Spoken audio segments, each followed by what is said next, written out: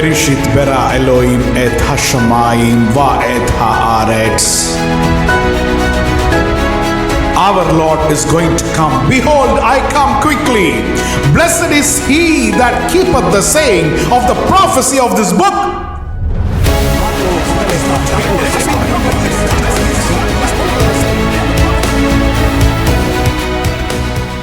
The one who is righteous, let him be more righteous. The one who is holy, let him be more holy.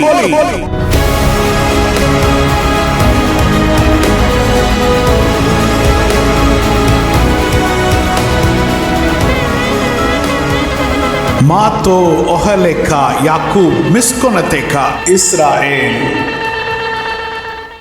Shema Israel Adonai Elohino Adonai Ehad. Shema Israel Adonai Eloheinu Adonai Ehad. Hear, O Israel, the Lord your God, the Lord is one. हे इस्राएल सुन, यहोवा हमारा परमेश्वर है, यहोवा एक ही है. Love the Lord your God with all your heart, all your soul and all your strength. अपने यहोवा परमेश्वर से अपने सारे मन और अपने सारे जीव और अपनी सारी शक्ति से प्रेम रखना. Today it is Haye Sarah. और आज का भाग है हाय सारा.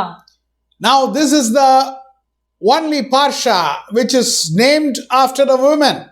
और ये सिर्फ एक पाशा है जो एक स्त्री के पीछे उसका नाम रखा गया है. Glory be to God. परमेश्वर की महिमा हो. As we enter this parsha, firstly I will give you the scripture portion.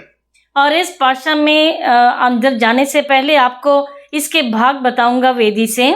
Genesis chapter 23 verse 1 to Genesis chapter 25 verse 18. उत्पत्ति का 23वां अध्याय उसके पहले पद से लेके उत्पत्ति का 25वां अध्याय उसका 18वां पद तक. The book of First Kings chapter 1 verse 1 to verse 31. पहले राजाओं की पुस्तक पहला अध्याय उसके पहले पद से लेके 31वें पद तक. And Matthew chapter 1 from verse 1 to verse 17. मती की पुस्तक उसका पहला अध्याय पहले पद से लेके 17 पद तक. To discuss about Sarah, we will just go behind and start from Genesis 16 verse 1 to what Sarah says here. और सारा के बारे में हम डिस्कस करने से पहले हम पहले उत्पत्ति के 16वें अध्याय 1 और 2 को पढ़ेंगे कि यहाँ पर सराई क्या कहती है. Because we need to know the background and have an introduction, then we will exactly enter into this parsha. और हमें पहले उसके बैकग्राउंड को जानना है, फिर इसके अंदर जाने से हम समझ पाएंगे. Now Sarai, Abram's wife, had borne him no children, and she had an Egyptian maidservant whose name was Hagar. So Sarai said to Abram, "See now, the Lord has restrained me from bearing children. Please go into my maid. Perhaps I shall obtain children by her." And Abraham heeded the voice of Sarai. Abraham की पत्नी सराई के कोई संतान न थी. उसकी हाजिरा नाम की एक मिस्री दासी थी. सराई ने अब्राम से कहा, देख, यहोवा ने तो मेरी कोख बंद कर रखी है, इसलिए मैं तुझसे विनती करती हूँ कि तू मेरी दासी के पास जा. संभव है कि मेरा घर उसके द्वारा बस जाए. सराई की ये बात अब्राम ने मान ली. Sarai did not have child. सराई के कोई संतान नहीं हुई. We know this very well. और हम इस बात को अच्छी तरह जानते हैं. Here she is saying, Abraham, you go and sleep with my maidservant. और यहाँ पर वह अब्राम से कहते हैं कि मेरी दासी के साथ जाकर सो जाओ. And she says, I can build a family through her. और ये कहते हैं कि मैं उसके द्वारा अपना परिवार मैं बसा लूंगी. Now this will look somewhat peculiar to us. और शायद हमें ये कुछ विचित्र दिखाई पड़े. If suppose the maidservant is getting a child, और अगर उसकी दासी को कोई संतान होता है, how will it become Sarah's child? और कैसे वह सराई का बच्चा बन जाएगा. For this we need to know slightly about the cultural background which was existing at that time. और इसके लिए वहाँ की संस्कृति को जानना बहुत मुख्य है। Glory be to God. परमेश्वर की महिमा हो। 6 types of people were used to be living at that time. और उस जमाने में 6 तरह के लोग रहा करते थे। Number 1, पहला, they were the owners of the land. और पहले जो मालिक होते थे सब भूमि और खेतों के, They were like kings. और वे राजाओं के समान थे। So they had many property, many lands on their name. और उनके नाम पर सब भूमियां, सब खेतियां होती थी। Now in the society, this is the topmost category of people. और समाज में ये सबसे ऊंचे माने जाते थे। Secondly, दूसरे, the family of the king. और जो राजा का परिवार होता था। Now Abraham was like a Malik, big boss. और अब्राहम भी जैसे एक बड़े मालिक के समान था। If you have to account the family of Abraham, और अगर हमें अब्राहम के परिवार का खाता लेना है, we have to check Genesis chapter 14 verse 14. हमें उत्पत्ति का 14 उसका 14 पढ़ना पड़ेगा। Now normally we will say family is husband, wife, children, maybe parents and brothers, sisters, like that. That is what we call as family. और साधारणतः हम परिवार को पति, पत्नी, बच्चे, भाई, बहन, इनको ही परिवार मानते हैं। But if we see Genesis 14:14, लेकिन अगर हम उत्पत्ति के 14 को पढ़ते हैं, in Abraham's house was 318 men alone.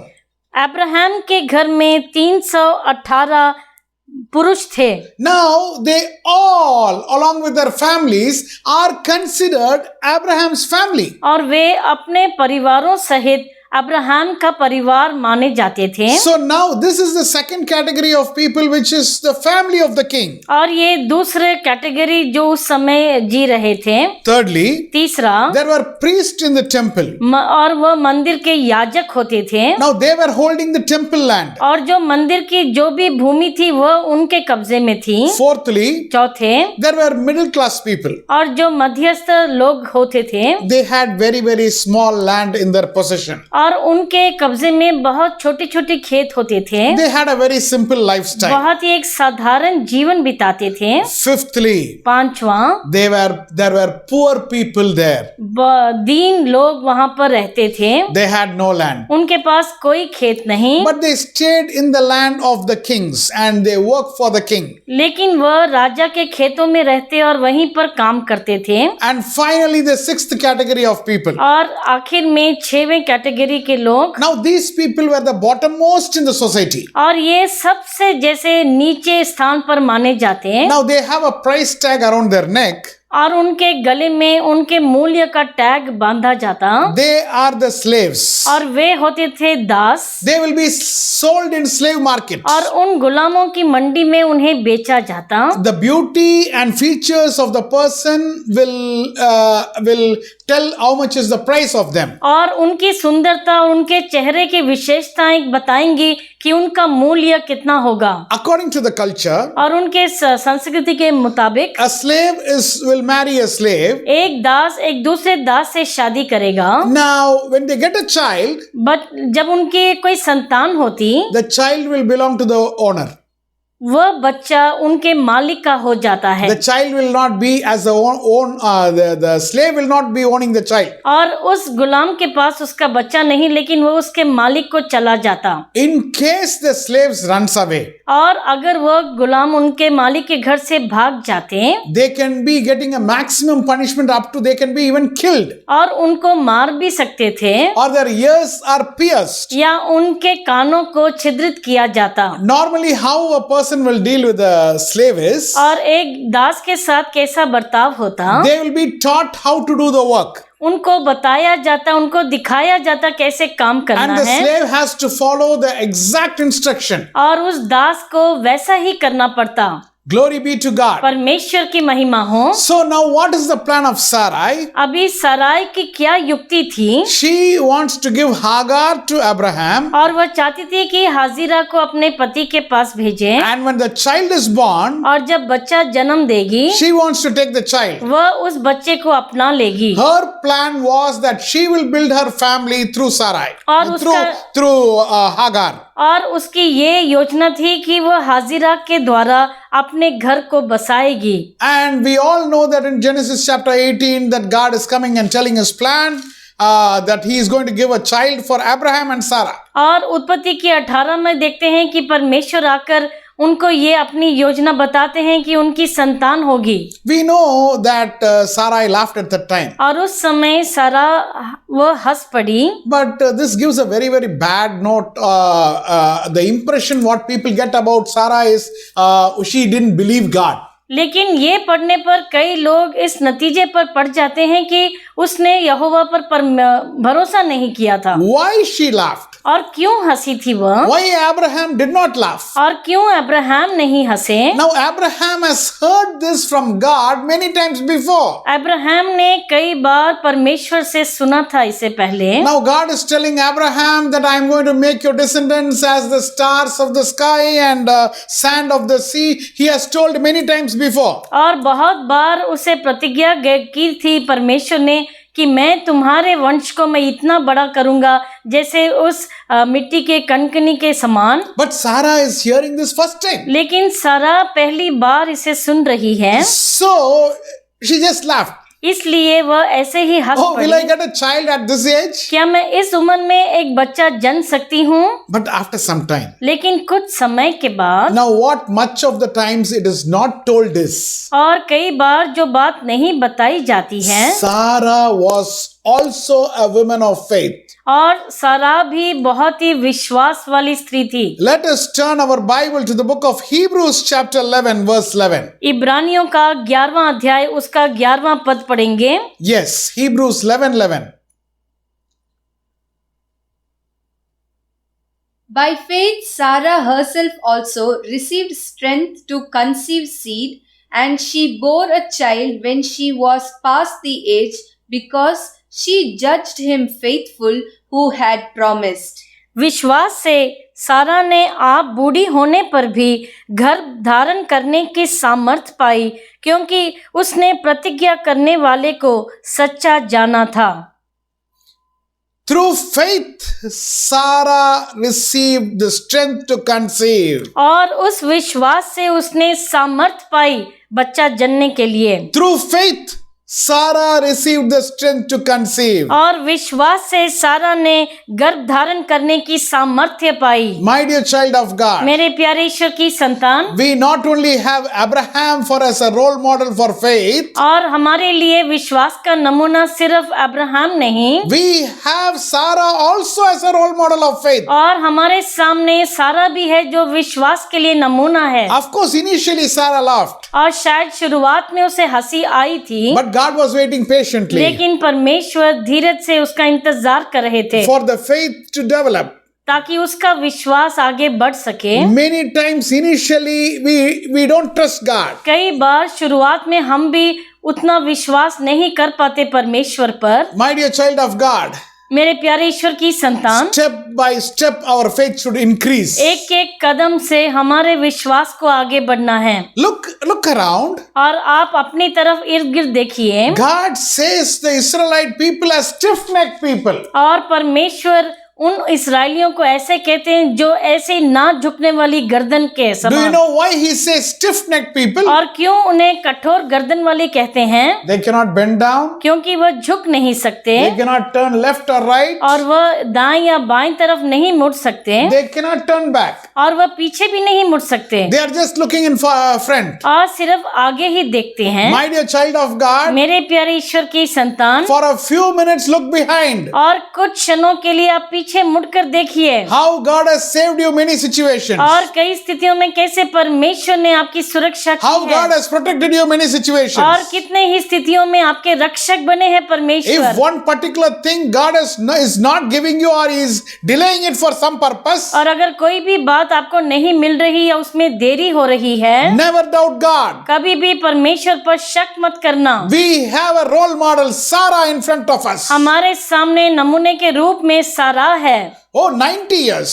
90 वर्ष Can I conceive? क्या मैं गर्भ धारण कर सकती हूँ? God was waiting. परमेश्वर इंतजार कर रहे What थे। is Sarah doing? सारा क्या कर रही है? Is she not going to trust me? क्या वो मुझ पर भरोसा नहीं करेगी? But the author of Hebrews is telling, लेकिन जो इब्रानी के लेखक है वो कहते हैं, the faith was born in Sarah. और विश्वास ने पैदा हुआ वह सारा के अंदर। Now the only person who attained age the second time is Sarah. और जिस स्त्री ने फिर से मासिक धर्म को उसे पाया वह थी सारा। There is a particular time in the life of women और स्त्रियों के जीवन में ऐसा काल आता है where there is a pause for the periods.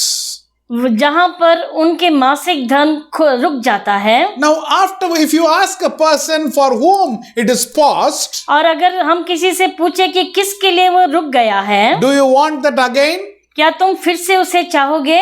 They will say no, no, no, no. वो कहेंगे नहीं नहीं मुझे नहीं No, no, चाहिए। no. It is all too much tension. Every month it will be a problem. और हर महीने बहुत ही पीड़ा और समस्या होती है। But Sarah agreed. लेकिन सारा उसके लिए तैयार हो गई।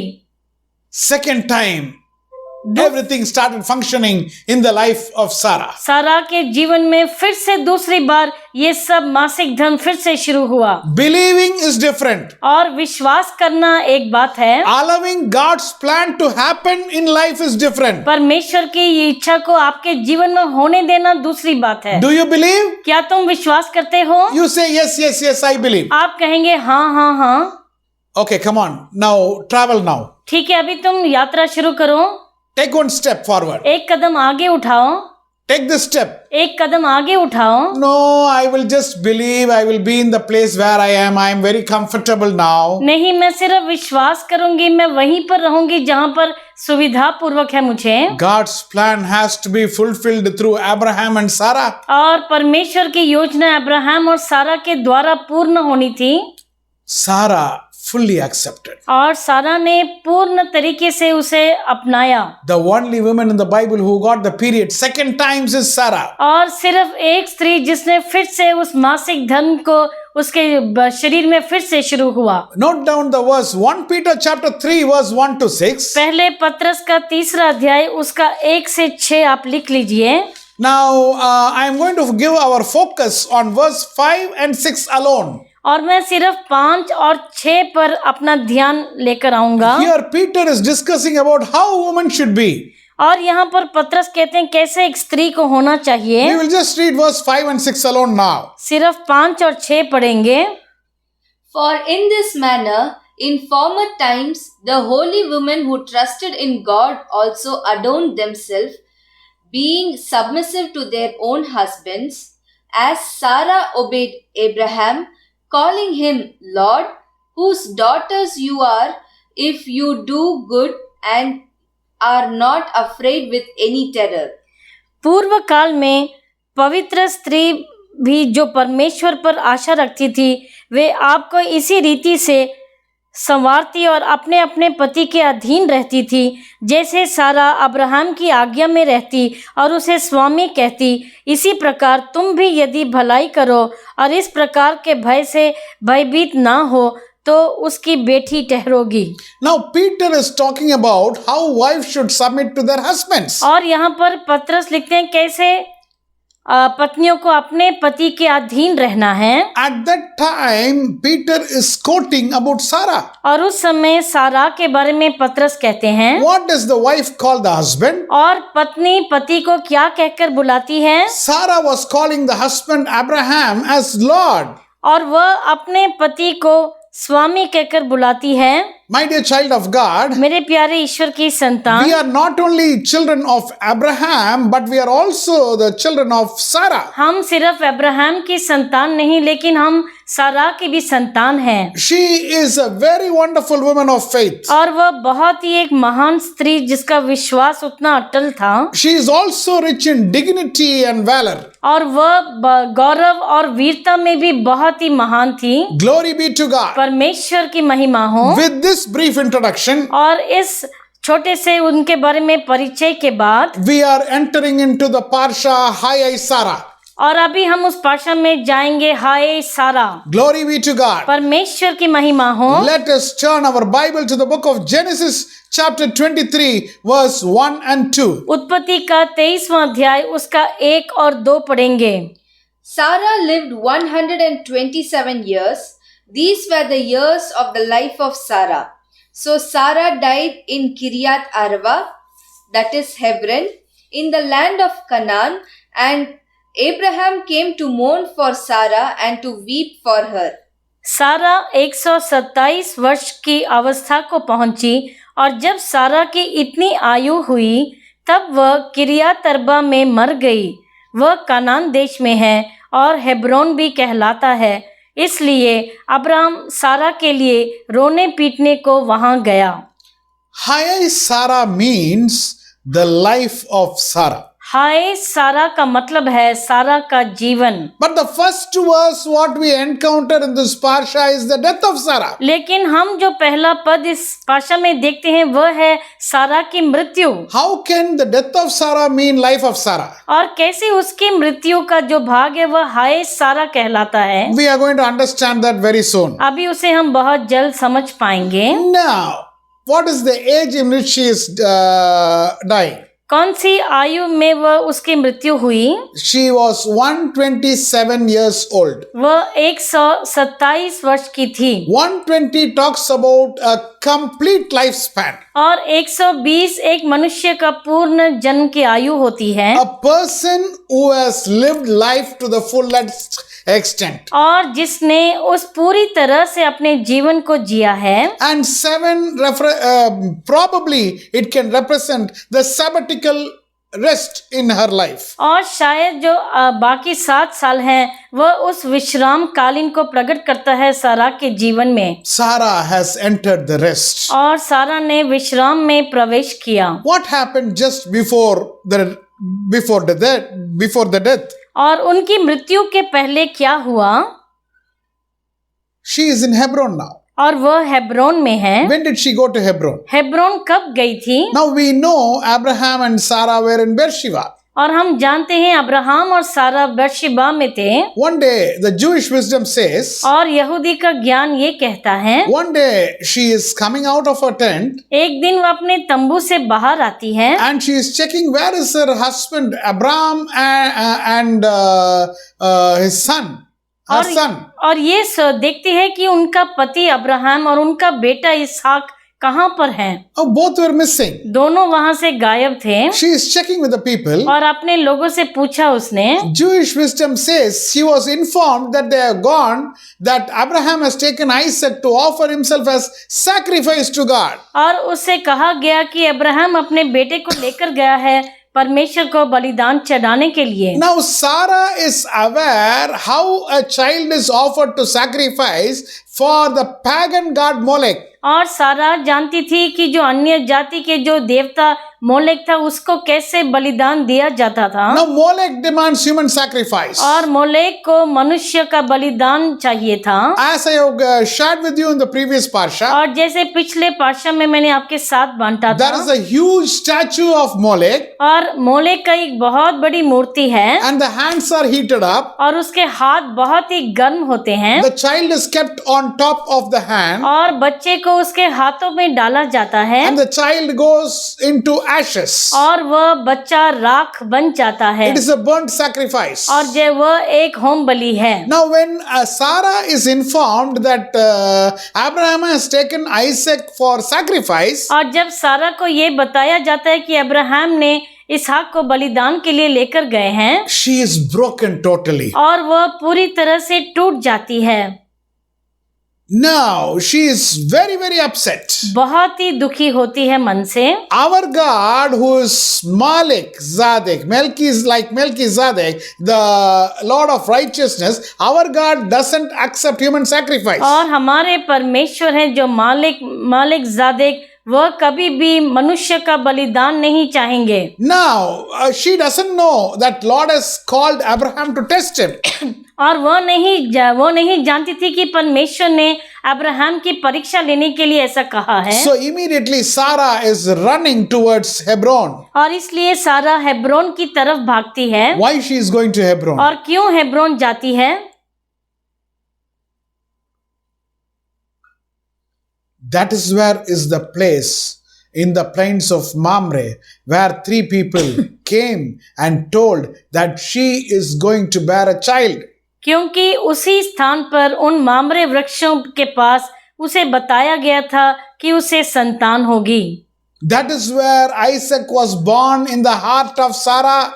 और वहीं पर सारा के हृदय में इसहाक का जन्म हुआ था। Now she is running to that place. और वह भागकर जाती है Hebron. She is going and crying to God there. और वहां पर जाकर वह परमेश्वर की दुहाई देती है। She is asking God, और परमेश्वर से पूछती है, did I ask you a child? क्या मैंने आपसे संतान मांगी थी? Did I ask you a child? क्या मैंने आपसे संतान मांगी थी? You told yourself that you are going to give a child to me. और आपने खुद कहा कि आप मुझे संतान देने वाले हैं। But now after giving the child, लेकिन अभी संतान देने के बाद you are taking my child. आप मेरे संतान को फिर से ले रहे हैं। And she was crying and crying. और बहुत रो रही थी वहां पर। She was not able to bear that. और वह उसे सह नहीं पाई। And at last she passes away. और फिर उसकी मृत्यु हो जाती है। Now Abraham is coming down after the sacrifice incident of Isaac. और अभी अब्राहम उस पहाड़ से नीचे उतर कर आते हैं। Abraham goes to Hebron. Abraham Hebron को जाते हैं। And there he sees Sarah dead. और वहां पर देखते हैं कि सारा की मृत्यु हो गई है। And he is sitting next to Sarah and he is crying. और वह सारा के पास बैठकर वह रोने पीटना शुरू करते हैं।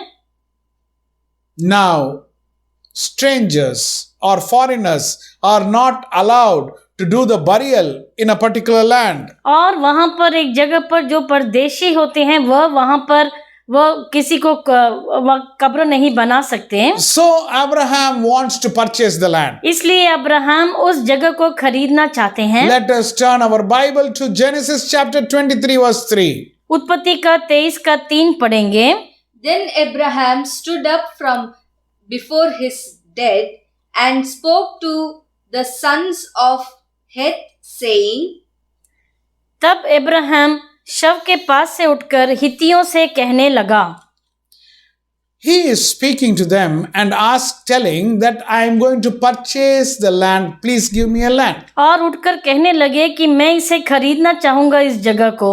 Now they are saying, और वह कहते हैं, no, you are like a prince among us. Let us read verse 6. और उसका 6 अगर पढ़े तो वह कहते हैं कि आप हमारे बड़े प्रधान हैं। Hear us, my lord, you are a mighty prince among us. हे हमारे प्रभु, हमारी सुन, तू तो हमारे बीच में बड़ा प्रधान है। Continue. Bury your dead. Bury your dead in the choicest of your burial place. None of us will withhold from you his burial place, that you may bury your dead. हमारे कब्रों में से जिसको तू चाहे उसमें अपने मृतक को गाड़। हम में से कोई तुझे अपनी कब्र को लेने से न रोकेगा कि तू अपने मृतक को उसमें गाड़ने न पाए। Now they are offering the caves free of cost to Abraham. और वह उस गुफाओं को, उन कब्रों को ऐसे ही मुफ्त में देना चाहते हैं। Now Abraham knows one key strategy. और अब्राहम एक बहुत ही अच्छे स्ट्रैटेजी को जानते हैं। Free is either waste or it has a back motive. कि जो भी मुफ्त में मिलता है वह तो या तो बेकार होता है या उसके पीछे कोई छिपी युक्ति होती है। Nothing is free in life.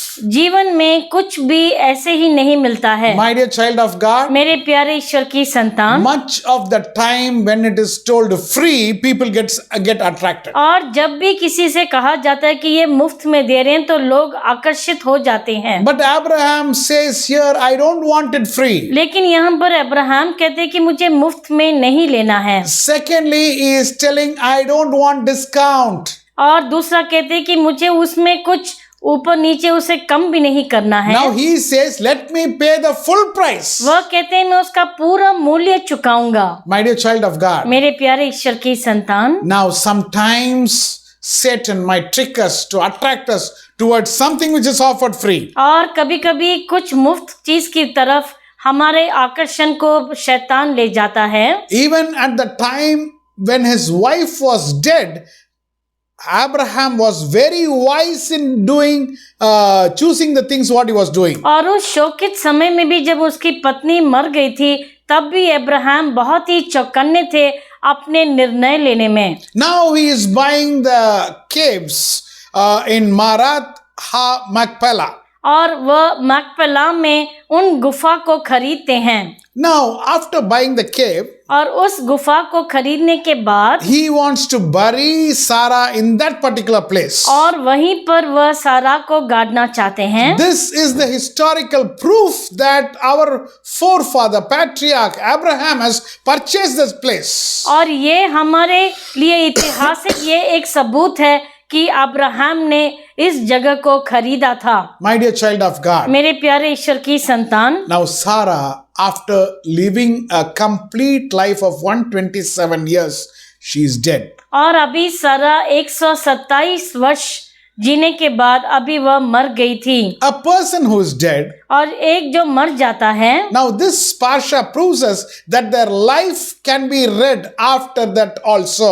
और ये पाशा हमें ये साबित करता है कि उनके चले जाने के बाद भी उनके बारे में पढ़ सकते हैं। How is that person living? और कैसे उसका जीवन था, We are going to see that now. और अभी हम उसे देखेंगे। Hai Sarah explains us that. और हाय सारा उसके बारे में हमें वर्णन करता है। Glory be to God. परमेश्वर की महिमा हो। Let us turn our Bible to Genesis chapter 24 verse 1 and 2. उत्पत्ति का 24 उसका 1 और 2 पढ़ेंगे। Yes.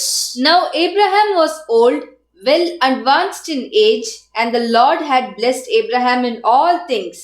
So Abraham said to the oldest servant of his house, who ruled over all that he had, please put your hand under my thigh, and I will make you swear by the Lord, the God of heaven and the God of earth, that you will not take a wife for my son from the daughters of the Canaanites among whom I dwell, but you shall go to my country and to my family and take a wife for my son Isaac. Abraham अब वृद्ध हो गया था और उसकी आयु बहुत थी और यहोवा ने सब बातों में उसको आशीष दी थी। अब्राहम ने अपने उस दास से जो उसके घर में पुरनिया और उसको सारी संपत्ति पर अधिकारी था, कहा, अपना हाथ मेरे जांग के नीचे रख। Glory be to God. परमेश्वर की महिमा हो। Abraham instructs his senior servant to find a wife for Isaac among his relatives. और अपने रिश्तेदारों में अब्राहम चाहते हैं कि उनका पुरनिया जो दास है वह इसहाक के लिए पत्नी ढूंढे। 10 laden camels is going with Eliezer. और 10 लदे हुए ऊंट जाते हैं एलिएजर के साथ। Everything is full of gifts. और सब में भेंट भरे होते हैं। Now Eliezer wants the perfect girl for his master's son Isaac. और एलिएजर चाहते हैं कि सही लड़की को लेकर आए अपने मालिक के बेटे के लिए। Now he has a prayer to God. अभी वह परमेश्वर से प्रार्थना करते हैं। Let us see verse 12 to 14. और उत्पत्ति का 24 उसका 12 से 14 पढ़ेंगे। Yes. Then he said, O Lord God of my master Abraham, please give me success this day and show kindness to my master Abraham. Behold, here I stand by the well of water, and the daughters of the men of the city are coming out to draw water.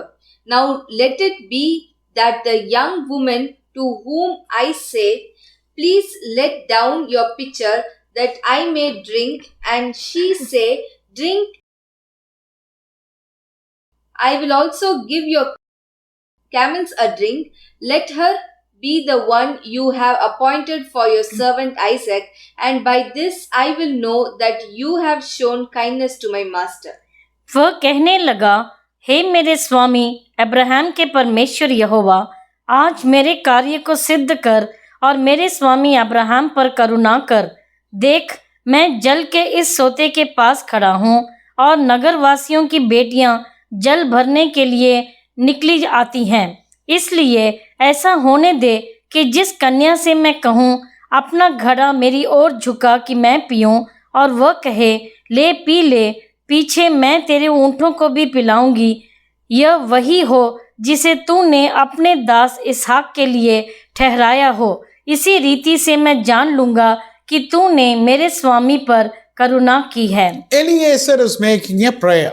और एलिएज़र एक प्रार्थना करते हैं। Now he is setting a standard in his mind. Anybody who is going to give water for him and his camels, that is the person which God has kept for his master's son. और वह ऐसे अपने मन में रख लेता है कि जो भी उन्हें पानी देगा और अपने ऊँटों को भी, उनके ऊँटों को भी देगी, वही उसी को चुना है परमेश्वर ने इसहाक के लिए। From where did he set this standard? और कहाँ से उसने ऐसी बात ठानी अपने मन में? What Sarah was doing, Eliezer is asking. और जो भी सारा करती थी उसी को एलिएज़र ने फिर से मांगा। Turn your Bible to Proverbs chapter 31 verse 27.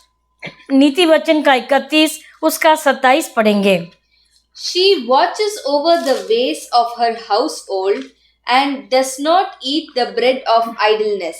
वह अपने घराने के चाल चलन को ध्यान से देखती है और अपनी रोटी बिना परिश्रम नहीं खाती। The entire household was controlled by Sarah. और पूरे घराने को उसने अपने काबू में रखा था। Now she doesn't eat the bread of idleness means और अपनी रोटी बिना परिश्रम के नहीं खाती। there is no old item in the family. उसका मतलब है कि पुरानी कोई भी चीज नहीं घर She में। is not giving to anybody what was cooked yesterday or day before yesterday. Every day it is fresh meal for everybody.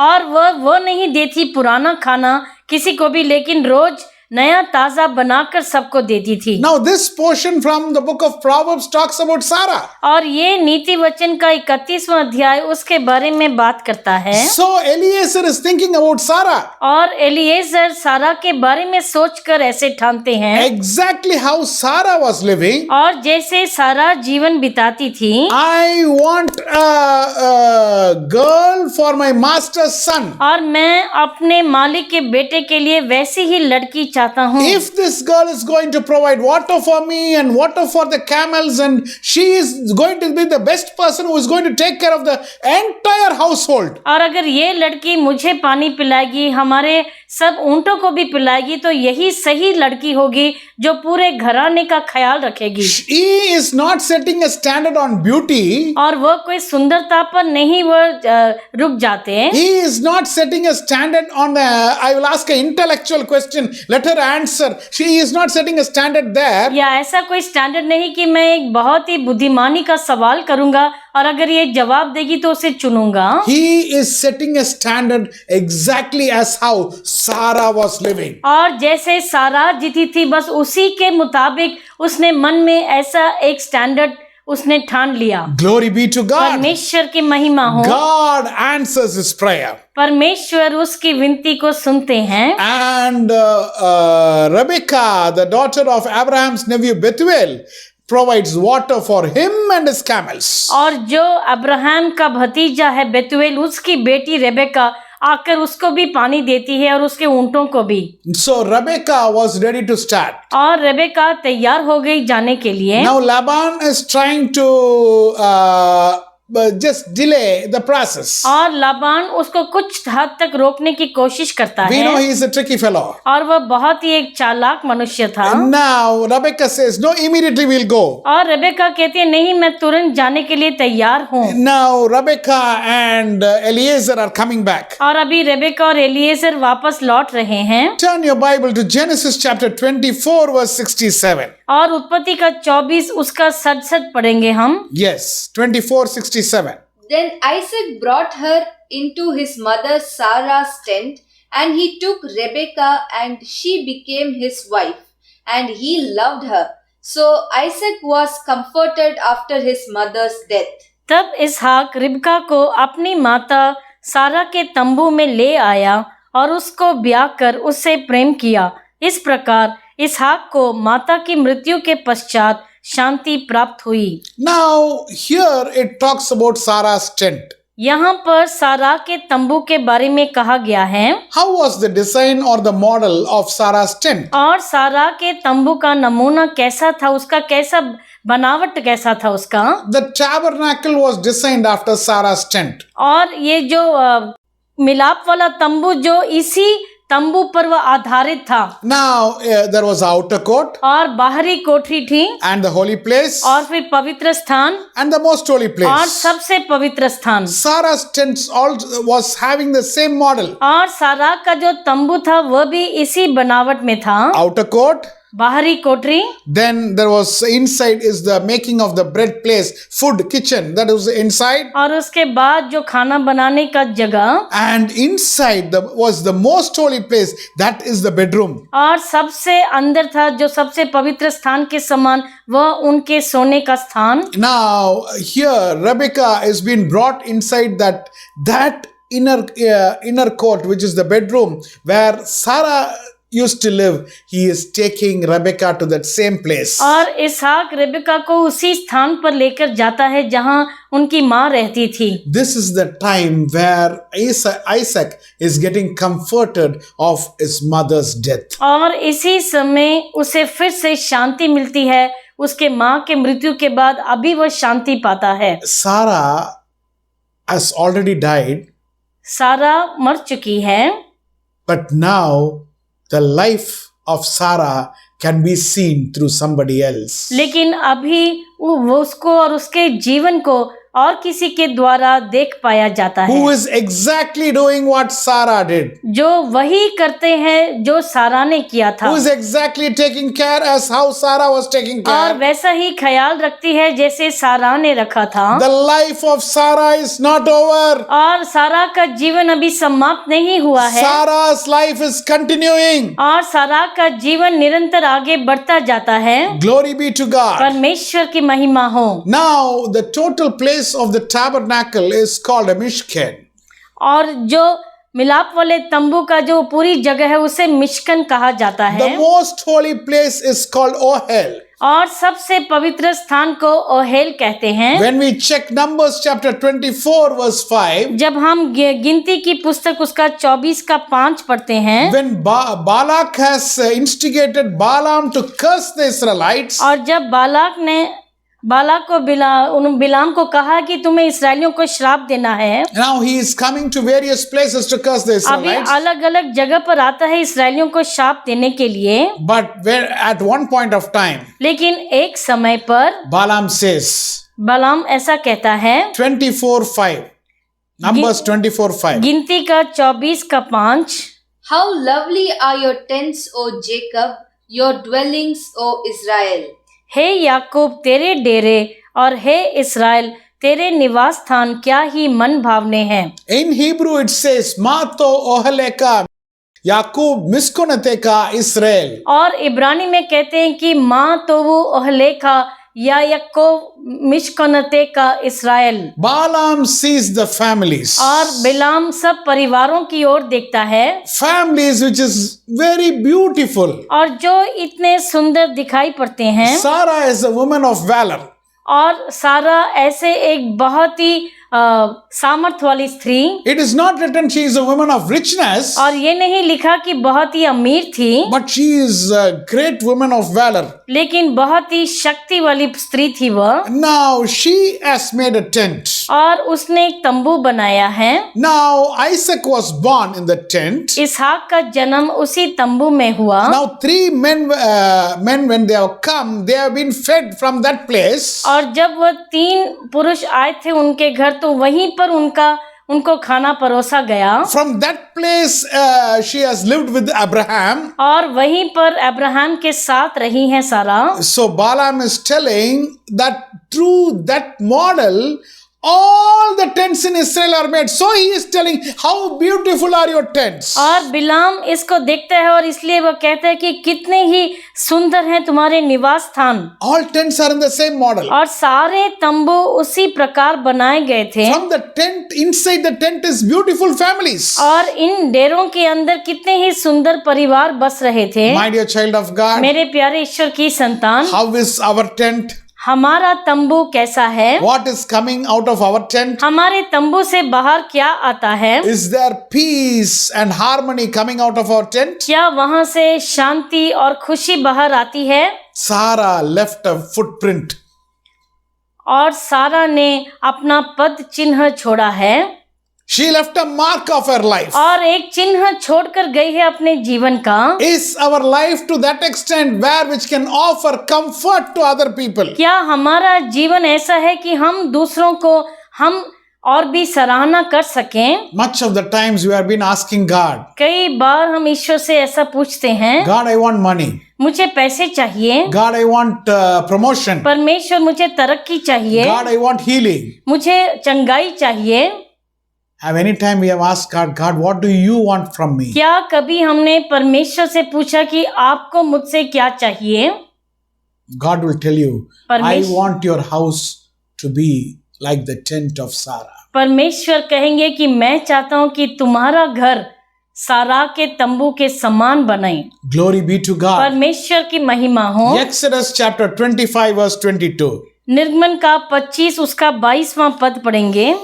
25-22, yes. And there I will meet with you, and I will speak with you from above the mercy seat, from between the two cherubim which are on the ark of the testimony, about everything which I will give you in commandment to the children of Israel. मैं उसके ऊपर रहकर तुझसे मिला करूंगा और इस्राएलियों के लिए जितनी आज्ञाएं मुझको तुझे देनी होंगी उन सबों के विषय में प्रायश्चित के ढकने के ऊपर से और उन करूबों के बीच में से जो साक्षी पत्र के संदूक पर होंगे तुझसे वार्तालाप किया करूंगा। God says, I will meet you in the most holy place. और परमेश्वर कहते कि सबसे पवित्र स्थान में मैं तुझसे मिलूंगा। In your tent I will meet you. तुम्हारे तंबू में मैं तुझसे मिलूंगा। My dear child of God, मेरे प्यारे ईश्वर की संतान, in our tent can God meet us? क्या हमारे तंबू में परमेश्वर हमसे मिल सकते हैं? In Sarah's tent, और सारा के तंबू में it was producing peace. और वहां से शांति जैसे निकल रही थी। Glory be to God. परमेश्वर की महिमा हो। Now we are going to the Haftarah portion of the Bible. और अभी हम हफ्तारा पोषण भाग की तरफ हम जाएंगे। In the Haftarah portion for our meditation, और हफ्तारा पोषण में हमारे ध्यान के लिए it is from the book of 1 Kings chapter 1 from verse 1 to 31. पहले राजाओं की पुस्तक उसका पहला अध्याय 1 से 31 है। Now what does it talk about? और किस विषय में बात करता है ये? It talks about the successor. और वह जो उनके उत्तराधिकारी उसके बारे में कहते हैं। The next person who is going to take over. और जो उसके जीवन काल के बाद संभालेंगे। Now in Abraham's life, Abraham के जीवन में now how Abraham dealt was he sent all his other sons away and he gave all he had to Isaac. और अब्राहम के पास जो भी था उसने इसहाक को दे दिया। Turn your Bible to Genesis chapter 25 verse 5 and 6. उत्पत्ति का 25 उसका 5 और 6 पढ़ेंगे। Yes. And Abraham gave all that he had to Isaac. But Abraham gave gifts to the son of the concubines which Abraham had, and while he was still living, he sent them eastward away from Isaac his son to the country of the east. इसहाक को तो Abraham ने अपना सब कुछ दिया, पर अपनी रखेलों के पुत्रों को कुछ कुछ देकर अपने जीते जी अपने पुत्र इसहाक के पास से पूरब देश में भेज दिया। Now Abraham very clearly identified the successor. और अब्राहम ने अपने उत्तराधिकारी को ठीक से पहचाना। Now David in this first Kings, he is identifying his successor. और पहले राजाओं की पुस्तक में दाऊद भी अपने उत्तराधिकारी को पहचानता है। But it was not as smooth as how Abraham did it. लेकिन जैसे अब्राहम ने किया उतना आसान नहीं था दाऊद के लिए। Turn your Bible to 1 Kings chapter 1 verse 5 and then I want a reading from verse 17. पहले राजाओं की पुस्तक पहला अध्याय उसका 5 उसके बाद 17 पढ़ेंगे। Then Adonijah, the son of Haggith, exalted himself, saying, I will be king. and he prepared for himself chariots and horsemen and 50 men to run before him. Verse 17. Then she said to him, My lord, you swore by the Lord your God to your maidservant, saying, Assuredly, Solomon your son shall reign after me, and he shall sit on my throne. तब हगीत का पुत्र Adonijah सिर ऊंचा करके कहने लगा, मैं राजा बनूंगा। अतः उसने रथ और सवार और अपने आगे आगे दौड़ने को 50 पुरुष रख लिए। और 17 में ऐसा लिखा है, उसने उत्तर दिया, हे मेरे प्रभु, तूने तो अपने परमेश्वर यहोवा की शपथ खाकर अपनी दासी से कहा था, तेरा पुत्र सुलेमान मेरे बाद राजा होगा और वह मेरी गद्दी पर विराजेगा। Adonijah sets himself as the king. अडोनिया अपने आप को राजा बना लेता है। He did not wait for the death of David also. Dawood की मृत्यु का भी इंतजार नहीं किया। He has made chariots and horsemen and everything, and he is setting himself as king. अपने लिए रथ और सवार बनाए और अपने आप को राजा कह दिया। Now Nathan and Bathsheba plan to speak to King David. और नेतन और बतशेबा उन्होंने ये ठानी कि वह दाऊद से बात करेंगे। As the Shulamite girl Abishag is serving David, और जैसे वो शुलमाइट स्त्री अभिषाग वो दाऊद की सेवा कर रही थी, now Bathsheba is going और बतशेबा जाती है and she is speaking to the king. और वह राजा से बात करती है। And king says, yes, Bathsheba, what do you want? और राजा पूछते हैं, हाँ बतशेबा, तुझे क्या चाहिए? Now you have swore to me that my son Solomon will be the next king. और आपने तो शपथ खाई थी कि मेरा बेटा सुलेमान ही आपके बाद सिंहासन पर बैठेगा। Then Nathan is coming, prophet Nathan is coming and speaking. और भविष्यद्वक्ता नेतन आकर बात करते हैं। Now David is taking immediate action to make Solomon as the king. और दाऊद तुरंत कोई प्लान युक्ति करते हैं कि सुलेमान को राजा बनाएं। My dear child of God, मेरे प्यारे ईश्वर की संतान, a clear successor is required. और बहुत ही साफ तरीके से एक उत्तराधिकारी को हमें पहचानना है। Why in the case of David it was not such a smooth transition? और क्यों दाऊद के विषय में इतना आसान नहीं था वो? There is one reason for that. एक कारण था उसका। First Kings chapter 1 verse 5 says that. 5 and 6 says that. पहले राजाओं की पुस्तक उसका 5 और 6 में ऐसा लिखा है। We just read it in English. Then Adonijah the son of Haggith exalted himself, saying, I will be king. And he prepared for himself chariot and horsemen and 50 men to run before him. And his father had not rebuked him at any time by saying, Why have you done so? He was also very good looking. His mother had borne him after Absalom. You see here, his father has never disciplined him. और यहाँ पर हम देखते हैं कि उनके पिता ने कभी उसकी ताड़ना नहीं की थी। As believers, we must make our priority to discipline our children. और विश्वासी होते हुए हमें पहली मुख्यता अपने बच्चों को शासन में लाने की ही सोचनी चाहिए। We should focus on preparing godly children, not happy children. और परमेश्वर के भय में हमें बच्चों को पालना बड़ा करना है। Children are happy and secure when proper boundaries are set for them. और बच्चे खुश होते हैं जब उनके इर्द गिर्द सीमाएं डाली जाती हैं। When there is a bad behavior, you have to confront them. और जब कोई भी बुरा व्यवहार तो हो तो आपको उनकी ताड़ना करनी है। That takes commitment and energy. और उसके लिए आपके मन में ये ठान लेनी चाहिए और उसको बहुत आपको उसके लिए प्रयत्न करना पड़ता है। At that time, children may not understand the importance or seriousness. और शायद उस समय वह बच्चे न समझ पाएं कि उसकी मुख्यता क्या है। But ultimately, at one point of time, they will understand. लेकिन एक समय पर जरूर वो उसे जान पाएंगे उस बात को। Hebrews chapter 12 verse 11 says. और इब्रानियों का 12 उसका 11वां पद यूं कहता है। Yes. Now no chastening seems to be joyful for the present, but painful. Nevertheless, afterwards it yields the peaceful fruit of righteousness to those who have been trained by him. Now you see here, Yeah. no discipline or no chastening is pleasant at the time when it's been done. और यहाँ पर ऐसा लिखा है कि वर्तमान में ताड़ना आनंद की नहीं पर शोक की बात दिखाई पड़ती है। My dear child of God, मेरे प्यारे ईश्वर की संतान, there was a successor who came after Sarah, और सारा के बाद एक उत्तराधिकारी आई, Rebecca, Rebecca, and Sarah was living through Rebecca. और रेबेका के द्वारा सारा अभी भी जीवित थी। Abraham was very clearly making the successor as Isaac. और अब्राहम ने बहुत ही साफ तरीके से उत्तराधिकारी को चुना और उसे बनाया उसने। And David was very clearly making his successor as Solomon. और दाऊद भी सुलेमान को अपना उत्तराधिकारी बनाना चाहते थे। If we go to the New Testament, अगर हम नए नियम में जाते हैं, Matthew chapter 1 verse 1 to 17 discusses about the generations.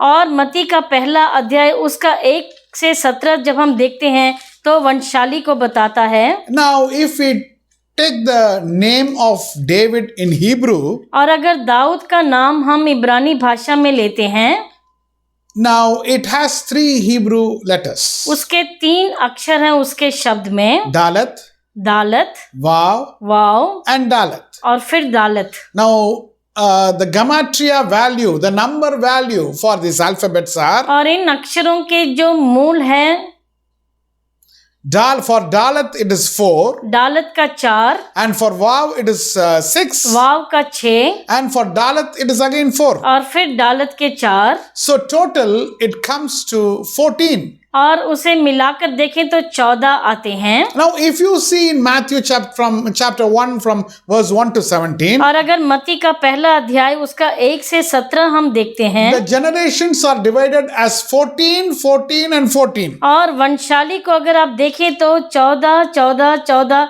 ऐसे 3 में बांटा गया है, As 3 divisions. 3 भागों में बांटा गया है। Now Messiah is the last of the David's generation. और मसीहा ही उसके वंश के आखिरी में आते हैं, Who came to redeem the fallen dynasty of David. और जो दाऊद की वंशा परंपरा को छुड़ाने के लिए आए थे। My dear child of God, मेरे प्यारे ईश्वर की the संतान, next generation और जो अगली पीढ़ी should live through us. हमारे द्वारा उन्हें जीना है। Sarah made a benchmark and Sarah left a footprint. और सारा ने अपना एक चिन्ह बनाया और एक पद चिन्ह छोड़कर गई है। Now Rebecca decides to walk through that path. और रेबेका ये तय करती है कि उसी पथ पर चलेगी। Glory be to God. परमेश्वर की महिमा हो। We are the followers of Jesus Christ. और हम यीशु मसीह के चेले हैं। Through Rebecca, Sarah was living. और रेबेका के द्वारा सारा अब भी जीवित थी उस समय। Through us, हमारे द्वारा can Yeshua live? क्या यीशुआ जी सकते हैं? Matthew 6:33 says, और मत्ती का 6:33 ऐसा कहता है, First seek the kingdom of God and his righteousness and everything will be given unto you. इसलिए पहले तुम परमेश्वर के राज्य और उसके धर्म की खोज करो तो ये सब वस्तुएं भी तुम्हें मिल जाएंगी। If we keep seeking him continuously, अगर हम निरंतर उनकी खोज में लगे रहेंगे, we can see in our life Yeshua is living. हम देख पाएंगे कि हमारे जीवन में यीशुआ कैसे जी रहे We हैं। can pass that to the next generation. उसे अगली पीढ़ी को हम देकर जा सकते हैं। What is that we are left for the next generation? अगली पीढ़ी के लिए हम क्या छोड़कर गए हैं? Can we leave Yeshua? क्या हम यीशुआ को छोड़कर जाएंगे उनके लिए? Glory be to God. परमेश्वर की महिमा हो। Shall we close our eyes? क्या हम अपनी आंखों को बंद करेंगे? Heavenly Father, हमारे स्वर्गीय पिता, thank you for the life of Sarah. सारा के जीवन के लिए धन्यवाद करते हैं। Thank you, Lord. She has left a footprint. धन्यवाद कि उन्होंने एक पद चिन्ह छोड़कर गए हैं। Her faith, which was submitting for the will of God to take place in her life. और उनका विश्वास जिसने उनके परमेश्वर की इच्छा को उनके जीवन में पूरे होने दिया। Help us to live a life like that. हमें भी ऐसा एक जीवन बिताने की मदद करें Through us, परमेश्वर। let us prove to the world that Yeshua is living. और हम अपने द्वारा ये साबित कर सके कि यीशुआ जीवित है परमेश्वर। We thank you so much. आपका धन्यवाद करते हैं In परमेश्वर। Jesus' matchless name, we pray unto thee, Father. यीशु मसीह के नाम से हम मांगते हैं। Amen. Amen, Amen. Amen. Praise the Lord, my dear children of God. जय मसीह की मेरे प्यारे ईश्वर के संतानों, Shalom to every one of you. हर एक को शलोम कहते हैं। God bless you. परमेश्वर आपको आशीष करें। God bless you.